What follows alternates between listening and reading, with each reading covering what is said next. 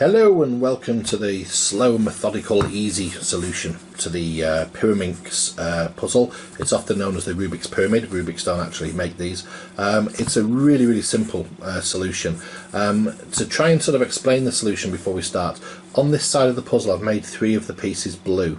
These 3 pieces are pieces that do not move around the puzzle, and you can see that these pieces are actually physically attached to the tips, so therefore the tips don't move either.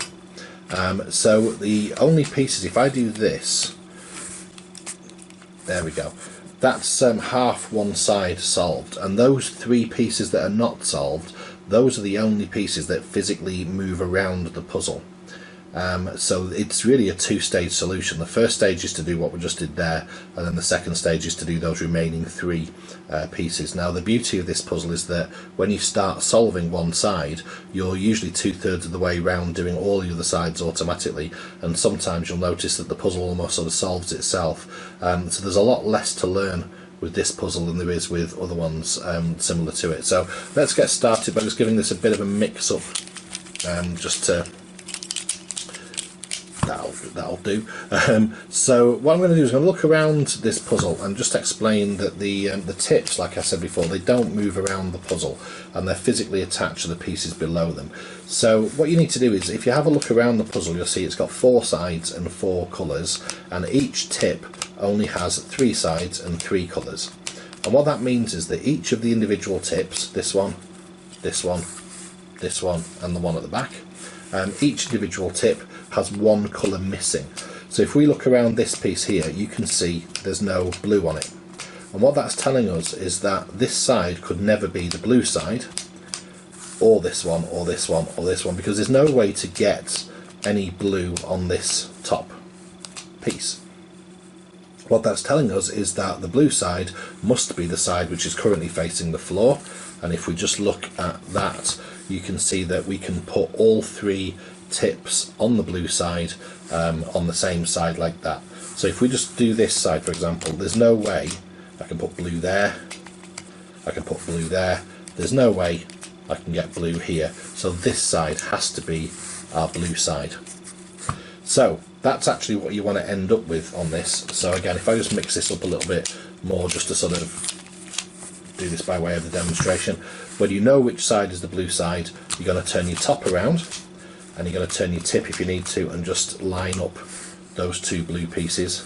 Then you're going to turn the left hand side and you're going to line up the tip, and then you're going to do the right hand side and you're going to line up the tip as well.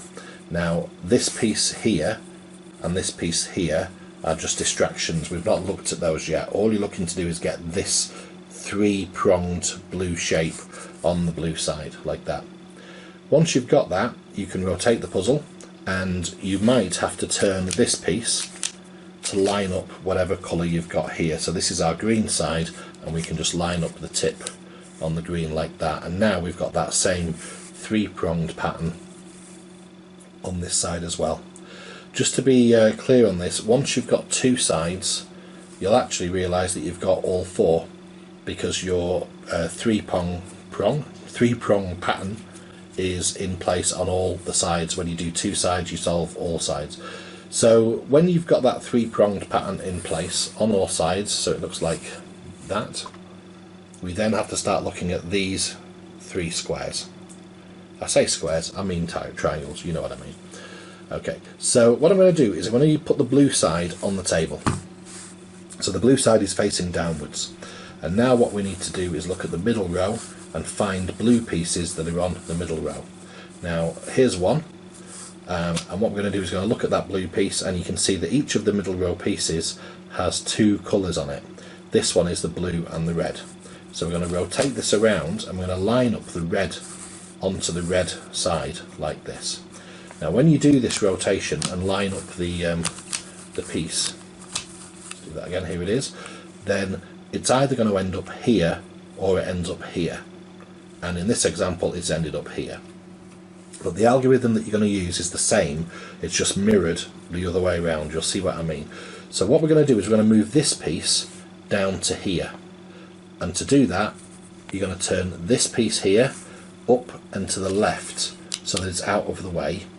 then we move our red piece across to replace that piece, and then we move it down onto the bottom row, and now that piece is in the right place, as you can see. So let's do that again. We look on the middle row. Here's another blue piece. This time it's blue and green. So we're going to turn it round to the green side. And again, as it was before, it happens to be on the right hand side of the green when we line it up, which means that we turn this up and to the left, replace it with our piece, turn it back down.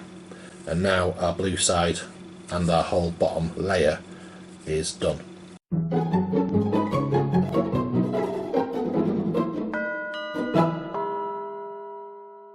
Okay, so what I'm going to do now is I'm going to put the red side on the table like this. This is mixed up again, so the blue side's no longer done, but it's just for demonstration. So my red side goes on the bottom, and this means we're now going to find red pieces that are on the middle. I'm going to try and move those to the bottom. So we look for our red piece. This piece is red and blue, so we move it to the blue side. So the blue is lined up like this, and now you can see, contrary to what we had before, it's landed on the left hand side, which means we're going to turn this piece up and to the right, and then we're going to move our piece across, and then we're going to move our piece back down, and then that's solved that piece there. So basically that's the same situation that we had before, only it's mirrored. Now the other thing that can happen is that you might find, let's do this one, this piece here, it's green, but as you can see it's in the wrong place. So you might find that you need to move a piece from the bottom row out of the way up to the middle, and it's the same 3 moves. So I'm going to do this, just move that up, rotate a different piece into place, and then move it back down. That then puts that piece on the middle row, and we can see that's blue and yellow. So if I put my, let's have a look, I put my blue side on the bottom, and this one is blue and green. I'm going to move that to the green side, and then I'm going to do those 3 twists to move that to the bottom. And then what else have we got? We've got more blue and red. Okay, so it's already on the red side. The blue and red is already on the red side, so it's here, so we turn it that way, turn that, and then we've got, what have we got? We've got a blue and yellow, so I'm going to move the blue and yellow. This has turned up to be on the left, so we turn that one up, rotate it round, move it down, and then hopefully that should be our bottom row entirely done like that.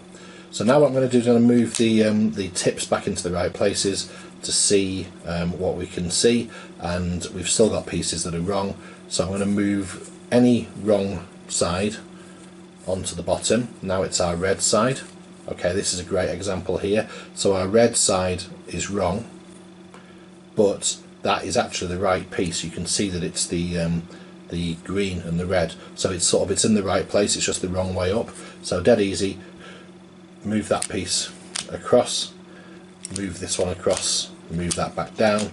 That puts our wrong piece on the middle row, and it's the green and red. That moves it back down to the bottom, and that's our bottom layer done again. So let's go back to lining up our tips. Okay, we're going to turn this over so that we've got a wrong piece on the bottom. This is our yellow and green, so what I'm going to do is I'm going to move this up to the middle row, because that's the yellow and green there. Put that piece across so that now we've got the different piece on the bottom row, and now we are going to put the yellow and green line up on the green side, move that out of the way, turn it round, move it back. Okay, and that's solved the bottom row again. And what you just keep doing is keep solving the bottom row until you get this situation. And when you've got this situation, obviously you just give it one more twist like that, and your puzzle is solved.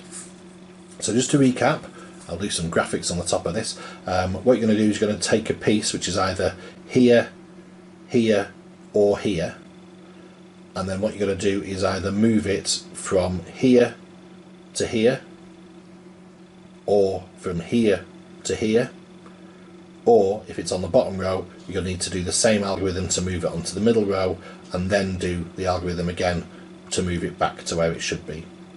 Now that's the solution in 2 stages, and there's sometimes a 3rd stage, and you saw this earlier in the video, and I'll just make it happen right now.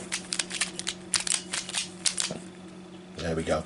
This is what I call the Spider-Man eyes, because it has a sort of a look, as a sort of pair of eyes on Spider-Man's face. Does that make any sense? I don't know. But if you get up this situation where you've basically got the two same wrong colours on each side, your bottom's done, you've just got this pattern, then you'll go into a sort of a stalemate if you just keep doing that second stage of the solution over and over again. So what you're going to do is this. It's a similar move to what you find on a 3x3 Rubik's Cube. You're going to take the right hand side on any side of the puzzle, doesn't matter, and turn it upwards, and then you're going to turn the top, then you turn the right hand side back down, and then you turn the top in the same direction as we did before. You turn your right hand side back up, and then the top again, and then the right hand side back down, and then the top again. Up, top, down, top, up, top, down, top. And then when you can see this sort of pattern again, you know you're just a twist away from solving the puzzle. So there you go, a three-stage solution that often only requires you to do 2 stages. Hope that's helpful for you. Hope that's easier than my previous video, and thank you for watching. Don't forget to like and subscribe and all that sort of thing, and see you on the next video. Bye.